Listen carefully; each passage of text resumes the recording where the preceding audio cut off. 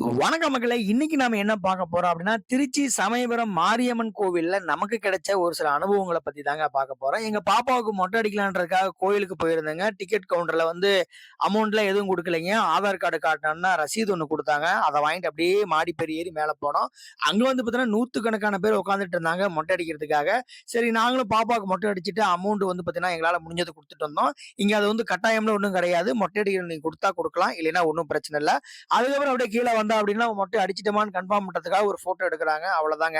அது பக்கத்திலேயே குளிக்கிறதுக்குன்னு பார்த்தீங்கன்னா, ஜென்ட்ஸு, லேடீஸு, குட்டீஸ்ன்னு சொல்லி தனித்தனி ஸ்பாட் இருக்குதுங்க. அங்க நீங்க வந்து குளிச்சுட்டு, அப்படியே நீங்க வந்து ரிஃப்ரெஷ் ஆயிட்டு வந்துரலாம். சரி பாப்பாவ வந்து கூட்டிக்கிட்டு அப்படியே வந்து பார்த்தீங்கன்னா, ரூ. 100 சிறப்பு தரிசனத்துல போனோம். நாங்க போறப்ப பார்த்தீங்கன்னா, கூட்டமும் கொஞ்சம் மிடிலா தான் இருந்தது. ரொம்ப நெறையலாம் ஒண்ணும் இல்லைங்க.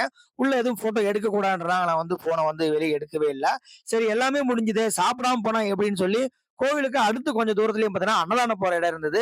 நாங்க போறதுக்கு முன்னாடியே பார்த்தீங்கன்னா, 100க்கும்